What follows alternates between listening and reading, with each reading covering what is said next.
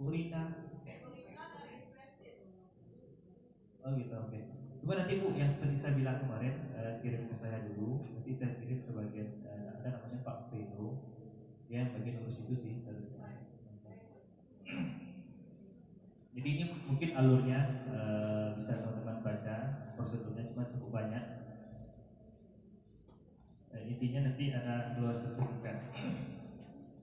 Nah ini polisi atau panduan dari PKL di sini saya jelaskan, dan ada juga surat perjanjian PKL dari kantor bahwa benar-benar teman-teman itu kesana benar-benar praktek, bukan healing ya, healing ya.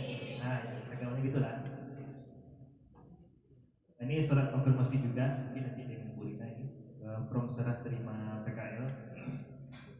Nah, ini mungkin benefitnya. Jadi magang tadi bukan berarti kita, kan kita kerja ya, kita kerja di situ ya, cuman belum full lah. Jadi di situ Panah Merah juga memberikan apa, uang saku lah namanya, uang saku ya. Maunya yang 30.000 yang sebelahnya mana? Oh gitu. Cuman ini eh, uang sakunya ini contoh ya, contoh tergantung daerah.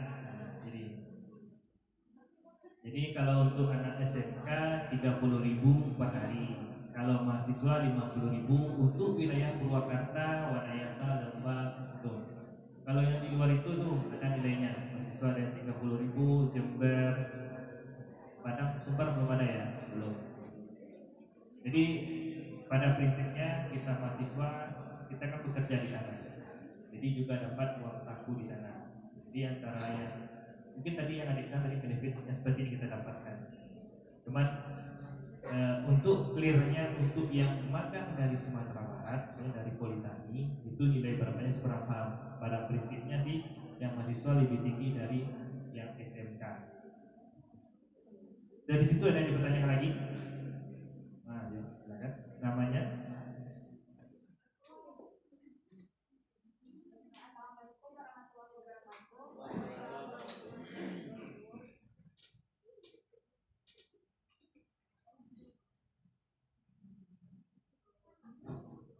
Perkenalkan Pak, nama saya Sarah. Kemarin saya pernah baca ya Pak, ada dari PT SBC ini kan mengalami penurunan benih sebesar 5% pada semester 1 2019, dan itu mengalami penurunan sebesar 1.250 ton, dan itu sama seperti kami sebelumnya. Nah Pak, gimana sih tanggapannya dari perusahaan Bapak? Kenapa itu bisa terjadi dan apa sih siasatnya supaya kejadian tersebut tidak terjadi kembali? Mungkin sekian Pak. Assalamualaikum warahmatullahi wabarakatuh. Waalaikumsalam. Terima kasih pertanyaannya dan sangat menusuk. Itu penurunan 5% penjualan ya. Jadi itu sebenarnya sih kondisi dunia, dan saya merasakan, melihat kondisinya real karena saya sudah pegang data sales penjualan, tapi itu merata untuk seluruh perusahaan yang berkecimpung di dunia pertanian. Kan kita mungkin ada khusus mendengar masalah politik ya, Rusia ribut dengan Rusia itu pemegang apa? Apa yang dia punya? Rusia pemegang apa? Bahan baku apa yang dia punya? Gas bumi mungkin dia punya. Bahan baku fosfat dia juga punya. Nah, jadi yang mengalami penurunan itu perusahaan benih sayuran, perusahaan pupuk, perusahaan pestisida anjlok. Harga pupuk berminggu berjarak interval minggu naik. Sekarang statement petani itu bukan harga naik, tapi ganti harga.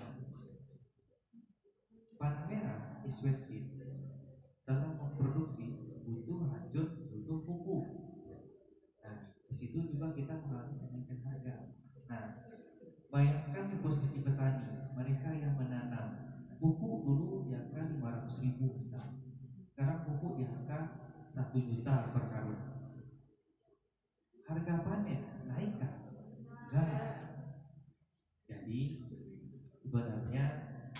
dunia pertanian sangat berpengaruh ke harga panen dan kondisi dunia tadi. Nah, jadi memang Panah Merah mengalami penurunan secara angka nasional dari target di semester 1. Itu bacanya dari mana sih? Tahu informasinya dari mana? Apa? Internet. Keren ya. Benar. Seluruh perusahaan turun dan termasuk Panah Merah itu di angka 5% di semester 1 6 bulan pertama. Nah, strateginya gimana? Sebenarnya strateginya sangat punya kaitan dengan faktor-faktor yang lain dari pemerintahan, dari kondisi dunia tadi lah ya.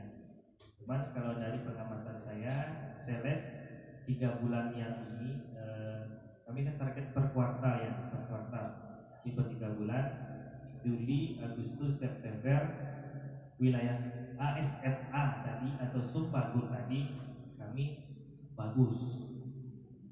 Di wilayah lain masih bisa dibilang nggak turun gitu. Nah, jadi mungkin strateginya sebenarnya gini sih,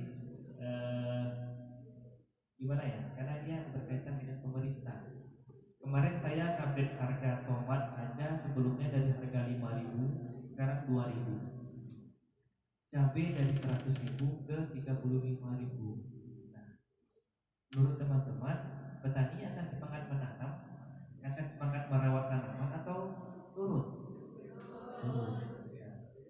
Jadi sebenarnya ini keterkaitan mungkin dari di luar Panah Merah. Nah, itu sudah bermain dengan harga. Tapi ketika harga cabai kemarin 100.000, 90.000, terong 7.000, tomat sampai 7.000, 8.000, itu laris manis dunia pertanian. Saya menghabiskan buncis logawa tadi di angka 700 dus gak lama. Satu dus buncis itu 15 bungkus. Tadi 700 dus. Nah, itu gak lama habiskannya. Nah, itu. Jadi tetap dari strateginya sih kalau dari perusahaan memfokuskan promosi dan salesnya ke musim tanam. Sekarang menurut teman-teman musim tanam sekarang apa? Cowok lah lagi, mana para cowok? Ini yang paling depan siapa namanya? Tampil. Ya baik, perkenalkan nama saya Ferry Ferdian, semester 5. Untuk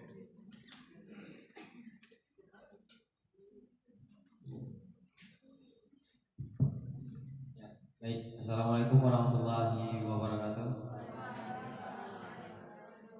Kenalkan nama saya Ferry Ferdian dari Program Studi Budidaya Tanaman Hortikultura semester 5. Terkait dengan pertanyaan Bapak tadi untuk musim tanam sendiri, yang saya dapatkan di daerah saya tentunya untuk musim tanam sendiri yaitu sayur-sayuran, contohnya cabai, tomat, dan sawi. Di mana kampungnya? Kampungnya di Sungai Buah. Oh, ya. Di Mosuku. Enggak. Agak di Padang Lawe. Oh, Padang Lawe. Ya, Kecamatan Sungai Buah. Berarti sebelah kanan jalan. Ya, sebelah kanan jalan. Di arah ke Gunung Segalang itu. Padang Kudo. Apa? Ya, Padang Kudo sebelumnya ya. Nah, sebelum Padang Kudo. Tahu kan saya kan? Bukti saya keliling, serius. Saya keliling semua. Berarti sebenarnya gini. Kalau daerah situ, terima kasih ya Ferry ya. Daerah situ memang sentral basisnya penanaman cabai keriting. Tomat sebenarnya belum basis, itu mesti pengembangan. Terus kayak kubis-kubisan mungkin ya, sawi-sawi di situ ya. Tapi teman-teman sering adakan malam tahun baru nggak? Nggak. Ini masih jomblo. Sekali gini, setahu saya malam tahun baru itu kita sering bakar jagung. Betul ya? Umur jagung manis berapa?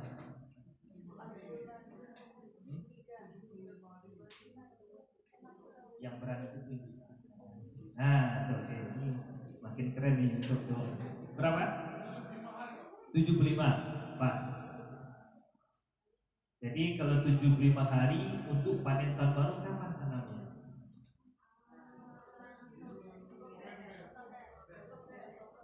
Oktober awal. Betul ya? Nah, jadi strategi yang ditanyakan adik tadi, Warna Merah akan memfokuskan yang untuk musim tanam. Misalnya, itu contoh tadi satu jagung manis, ya. Yang kedua mungkin nih saya dapat informasi juga penanaman misalnya semangka, baik itu yang biji atau non biji. Jadi itu strateginya di situ. Yang slow misalnya kayak buncis belum musim tanam. Buncis setahun kapan musim tanam? Kapan butuh buncis? Nah, itulah kuncinya. Jadi nanti kalau buncis itu penanamannya di awal tahun. Maka saya bilang tadi saya habiskan buncis itu 700 dus tadi, enggak lah sampai 1000 lah kalau misalnya 1000 dus. Itu dari awal tahun, bulan 1, 2, 3, 4. Bulan sampai bulan 3 sebenarnya. Ya, 1000 dus. Angka itulah yang kita kejar. Jadi fokusnya sekarang di Oktober ini jagung manis. Nah, persiapan untuk malam tahun baru. Oke. Clear ya? Oke. Ini cukup ya. Nah, nih, jadi nanti teman-teman setelah magang akan mendapatkan sertifikat dan lembar evaluasi PKL.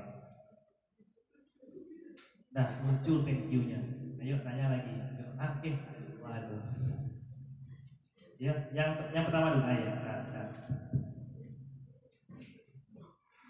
Permisi Pak, izin perkenalkan nama saya Sasmita Kusuma dari program studi budidaya tanaman hortikultura. Jadi tadi ada pernyataan bahwa dari 1 bulan di magang tersebut diterima 50 mahasiswa seluruh Indonesia. Jadi pertanyaan pertama, apakah ada batasan dari jumlah mahasiswa sendiri dari satu perguruan tinggi? Itu pertanyaan pertama Pak.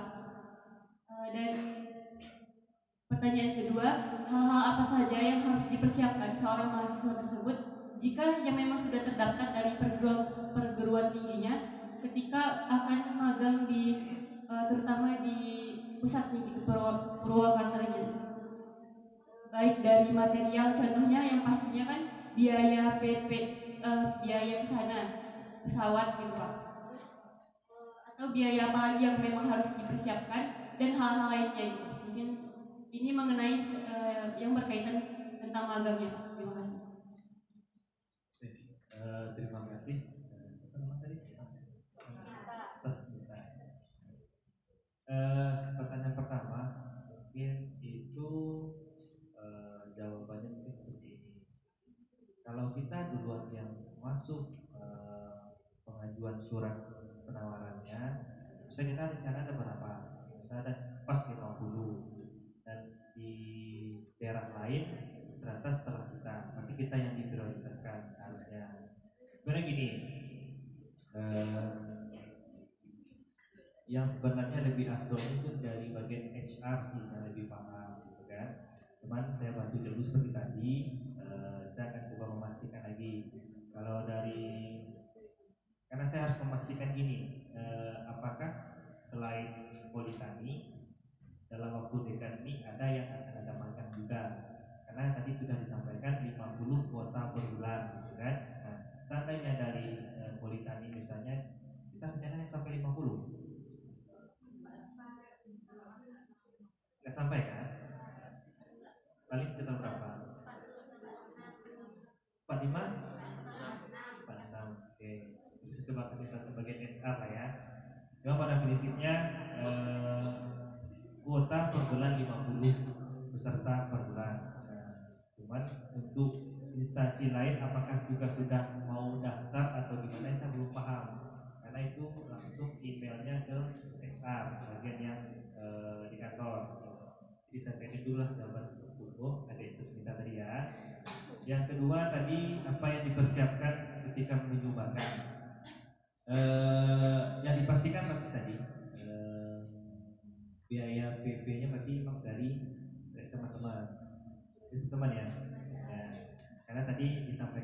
sana kita yang kita dapatkan ini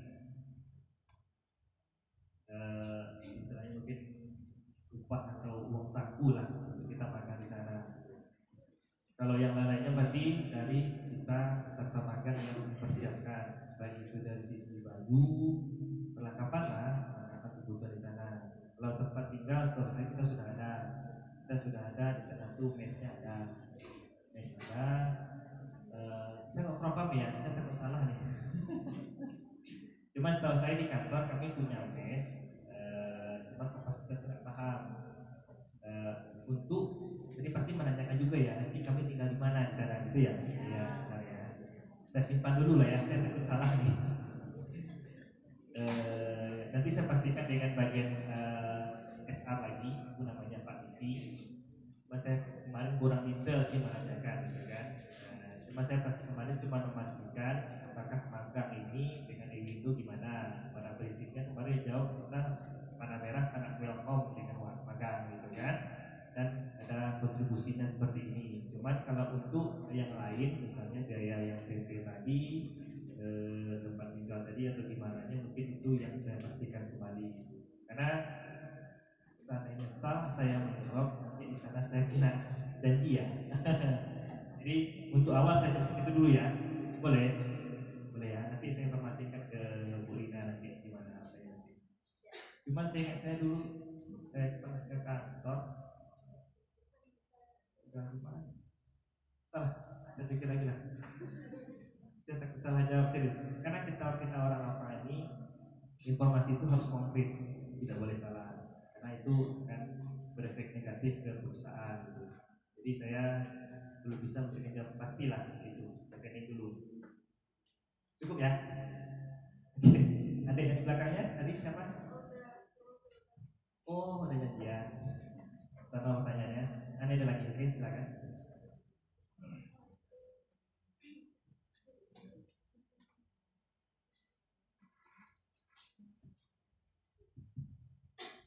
Baik Pak, perkenalkan nama saya Mutiara Angkanatan Putri.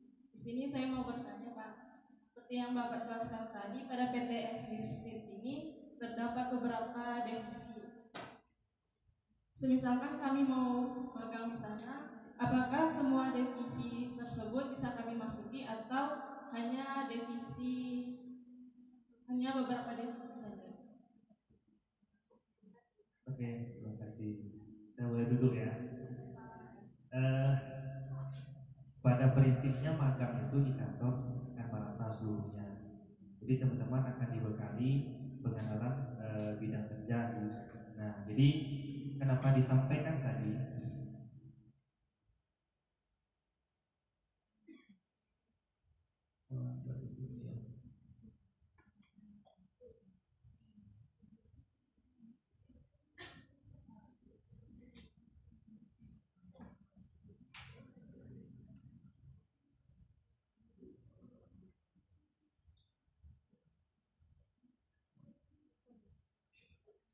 Nah, di sini. Nah, jadi ada sekitar empat divisi kemungkinan. Karena kalau sales dan marketing sebenarnya gini, kayaknya semuanya bisa. Karena di kantor tadi ada juga yang bagian sales marketing. Di situ misalnya di bagian CS-nya, CS. Jadi kalau estimasinya misalnya gini, teman-teman ada sekitar 40-an orang ya. Jadi akan diatur di bagian kantor HR-nya, mungkin 5 orang di bagian ini, 5 orang di bagian ini, 5 orang di bagian ini gitu. Jadi akan merata dikenalkan gitu. Jadi semua divisi, seharusnya semua divisi. Jadi satu lagi mungkin gini, di sana mungkin teman-teman kalau ada di ruangan tertentu dilarang selfie.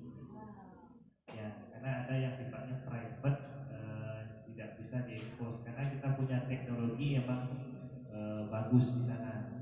Kami pun yang karyawan kalau di sana dilarang foto-foto dan dilarang boleh foto tapi dilarang posting. Itu sifatnya rahasia. Nah, jadi mungkin jawaban saya seperti ini, akan ditempatkan di divisi yang ada di kantor Panah Merah Purwakarta. Maunya di mana? Suka sukanya bidangnya apa? Seat operation. Iya. Soalnya gini, ya lebih bagian XR ya. Cuman saya pernah tahu, saya pernah di sana dulu di kantor anak-anak magang, memang akan merata ditempatkan di seluruh divisi. Cuman apakah di awalnya pas teman-teman datang di sana akan ditanyakan atau langsung diplotkan? Kalau ditanyakan, biasanya kan bingung maunya di mana, di bagian apa, biasanya bingung. Nah, biasanya akan diplotkan dari bagian kantor, seperti itu.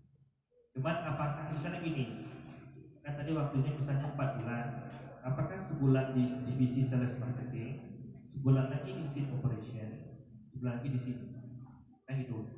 Soalnya kami punya acara tahunan, meeting tahunan. Biasanya kami selalu dibawa, maupun orang lama maupun orang baru, akan dibawa keliling seluruhnya. Ini kerjanya seperti ini, kerjanya seperti ini, kerjanya seperti ini. Nah, itu saya yakin teman-teman juga seperti itu magang. Jadi magangnya tetap kerja. Kalau kami kemarin cuma tengok-tengok, mau kerjanya seperti ini. Cuma nanti teman-teman yang magang pasti ikut berkontribusi dalam pekerjaan yang tidak yang beratnya, tidak yang sifatnya berbahaya. Nah, misalnya gini, juga ada yang bagian packaging gitu ya, packing benih, yang di bagian semua sudah sistem semua sih, sudah teknologi semua. Ini ada yang penyusunan atau yang bagian yang teknologi packagingnya. Ini seperti itu sih. Puas gak jawabannya? Puas ya?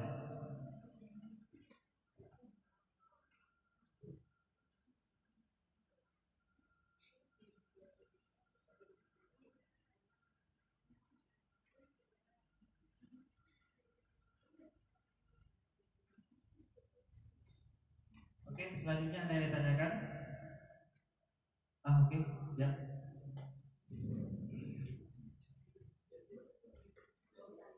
Baik Pak, izin bertanya. Perkenalkan, nama saya Elvina, izin bertanya kepada Bapak. Orang mana? Aslinya? Cek, kalau KTP dari Mas Raya, kalau orang tua Riau Pak. Oh, orang tua ya, oke. Izin bertanya Pak.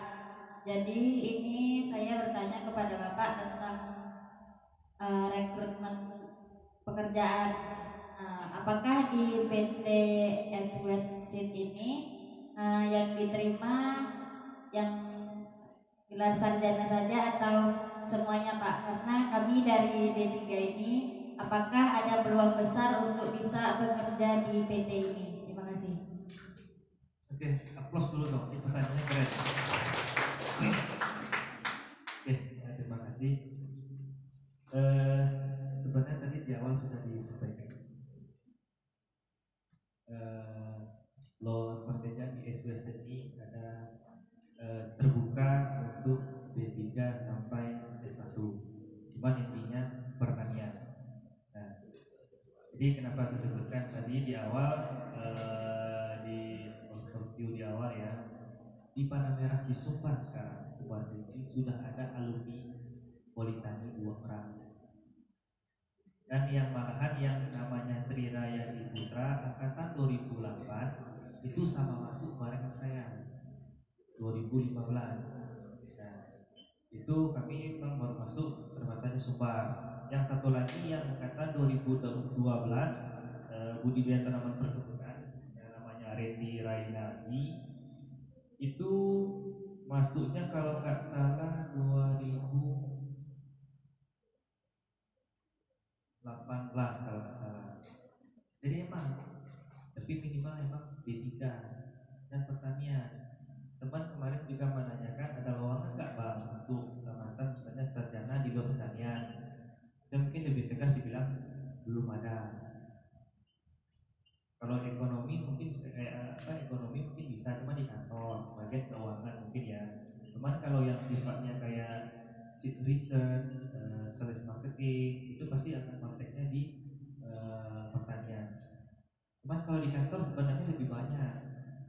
Intinya minimal D3. semua jurusan kayaknya masuk koordinator. Tapi kalau untuk kita di lapangan, misalnya kayak kami nih, mungkin untuk para jombloan ya, jombloan itu di sales marketing lapangan bisa. Cuman intinya tadi punya pengalaman. Tadi kan teman-teman setelah magang punya sertifikat dan nilai evaluasi PKL ya. Nah, jadi kuncinya tadi sudah sampaikan, lowongan ini akan dibuka kalau ada emang posisi kosong. Itu akan segera dicari, tidak mungkin akan dibiarkan. Terus dipastikan yang tes ini kalau yang dari magang, sebenarnya kalau informasi HRD kemarin itu yang punya potensi besar untuk masuk kalau seandainya masukin lamaran. Nah, sudah punya sertifikat, sudah punya nilai evaluasinya bagus ya, bagus nilainya misalnya kan. Terus teman-teman tuh nanti akan punya kontak person loh dengan HRD, dengan PIC. Misalnya nih tadi tanyakan nih di bagian riset di lab patologi, kan punya kontaknya ibu tuh, bapak itu, ya, silakan ditanyakan. Lebih cepat sebenarnya, karena kita sudah membaur dengan orang tanah merahnya. Gitu. Cuman kalau untuk yang lapangan, benar-benar dipastikan barang ini benar-benar kosong dibutuhkan. Sebenarnya di Sumbar ini butuh tim di lapangan itu 5 orang, masih kurang satu lagi untuk daerah Pasaman Barat, Pasaman Timur, itu yang kosong. Cuman kami cerita adik tadi ini masih belum growth untuk salesnya. Untuk penambahan orang ya tetap harus berimbang dengan salesnya, penjualannya. Nah, jadi inti jawabannya oke, minimal 3 oke. Segeralah tamat. Takutnya telat tamat malah barangnya udah habis. Nah, gitu. Segeralah. Masih gini, saya memberikan gambaran sedikit lagi. Kita teman-teman belum masuk ke dunia kerja.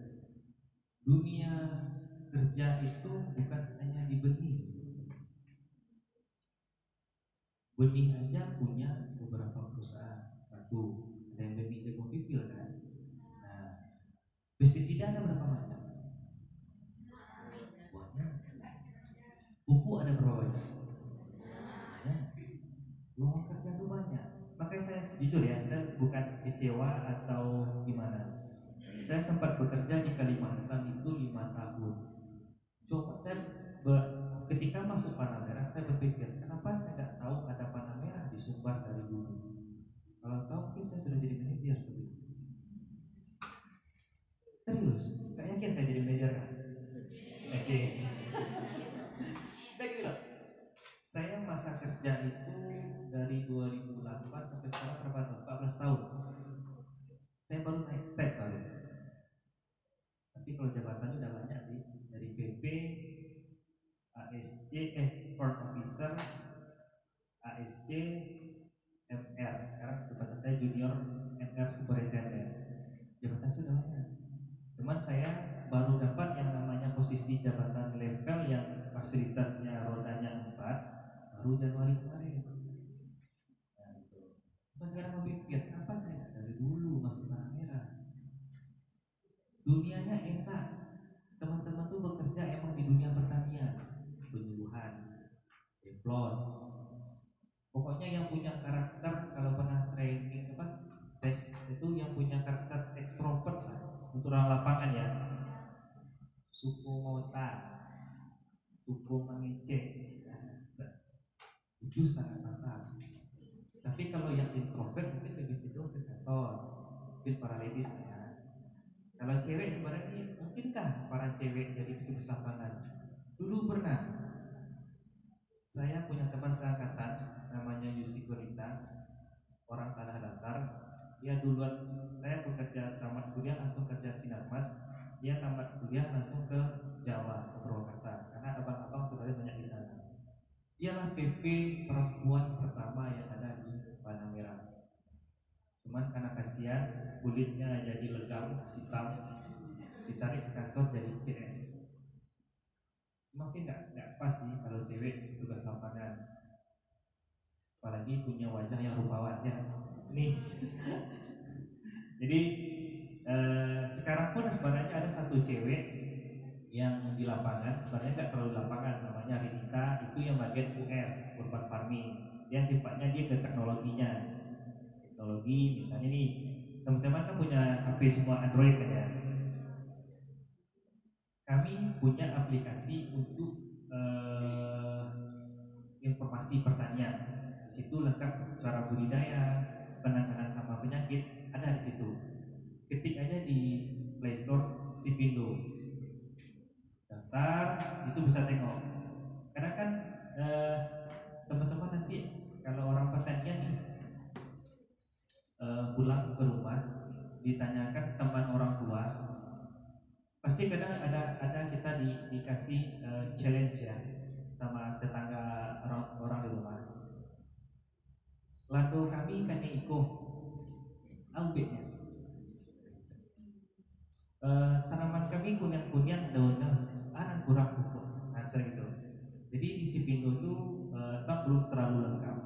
Cuman lengkap misalnya kalau serangan layu Phytophthora infesta itu penanganannya secara apa? Ada yang secara non kimia, ada yang secara kimia. Di situ ada, bisa dibaca, bisa dibagi. Jadi Panai Merah tidak menyebutkan merek. Kalau sebenarnya kalau teman-teman tahu, pengendalian hama penyakit tadi seharusnya dengan Banatin, betul ya? Kalau kami dari Panai Merah selalu mengedukasi petani itu bukan merek yang disebutkan. Kalau merek namanya jualan. Jadi kami mengedukasi petani jadi ahli petani juga. Nah, misalnya menggunakan barang aktif kayak Mantozes. Kalau yang kayak drip butuh kubul menggunakan Abamectin. Merek dagang banyak. Dan Panai Merah berkolaborasi dengan seluruh mitra pestisida. Kalau kita sebutkan merek A dari perusahaan A, kita cuma dekat dengan perusahaan ini. Perusahaan B, C, D gimana? Oh, Panai Merah kemana cuma itu. Nah gitu. Tapi kalau kita sebutkan barang itu kita netral. Sip. Ada lagi?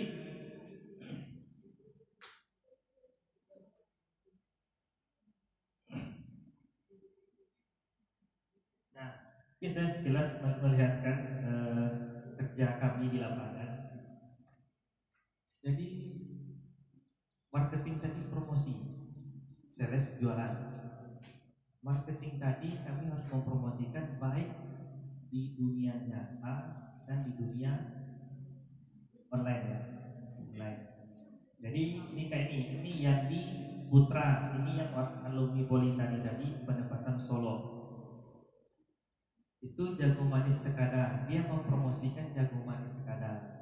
Jadi kami harus seluruhnya. Teknologi pun kami berkembang. Produksinya tinggi, tahan simpan, tongkol besar, produksinya bagus. Jadi kita informasikan terus di level petani bahwa penanam sekada ini punya ketahanan produksinya tinggi, ketahanan penyakitnya yang bagus. Gitu. Ini lagi tomat sama cabai. Tomat sama cabai. Ini contoh-contoh ya, saya contohkan kegiatan kami di lapangan. Nah, ini malah petani. Kalau ada adik-adik asli dari Pilubak ada? Arau? Enggak ada? Oke. Ini petani kami di daerah Pilubak Arau. Jadi dia mengekspos sendiri karena kedekatannya dengan Panai Merah, dia mengekspos benih Panai Merah dan tidak lupa men-tag atau menandai kami. Di situ akan sangat membantu benih Panai Merah terekspos di lapangan. Nah, ini saya dulu nih. Saya itu agak lebih-lebih dikit lah bikin statusnya gitu kan, bikin orang tertarik kan. Sisi marketing tuh ada sentilan yang bikin orang pengen baca. Nah itu saya 2019 mempromosikan kacang panjang, terong hijau sama terong putih yang ready alumni Politani juga, pendekatan Sungai Penuh Kerinci. Dia dulu masih di wilayah Pekanbaru, dia expose timun yang menggunakan timun. Nah, Jadi kerja kami seperti ini. Ini sifatnya yang postingan. Ini yang Budi di daerah, ini daerah Taram nih. Pengenalan terong yang tahan virus. Biasanya petani menanam terong yang belum tahan virus. Kita kenakan yang tahan virus. Ini Budi juga. Nah ini FFD. Jadi nanti kalau teman-teman para yang cowok, kalau bekerja nanti misalnya ada rezeki di Padang Merah, bekerja seperti ini. Bagikan undangan, kumpulkan orang, cari tenda, pas hari H. Kemampuan berbicara loh, di depan 4 orang, di depan 5 orang, di depan 20 orang, di depan ratusan orang. Di situ kami belajar. Di sini di tengah lahan. Ini yang alumni Politeknik juga nih. Saya dulu nih. Saya kegiatan studi banding Lempol Bunga Aquina di daerah Tanah Datar. Ada orang Tanah Datar? Ada? Ada. Ini di daerah Salim Tabek Patah, Salim Pawang. Ini juga sama. Ini juga nih FFD Timun. Ini daerah Kamang. Mana orang Kamang tadi? Orang Kamang tadi yang mana? Ah ya. Ini di daerah Salo. Salo. Kami FFD Timun ya. Tahu Salo kan? Di sebelah tuh. Nah ini Demplot. Ini Demplot. Lakukan Demplot. Dia lakukan pengamatan minimal 3 kali pengamatan. Ini mesti Demplot, jagung, dan habis. Oke, dari situ ada tanyakan lagi. Cuman intinya dari kita yang untuk workshop tengah tadi, kita mesti menunggu yang dari apa MOA-nya. Cuman kalau untuk dari schedule-nya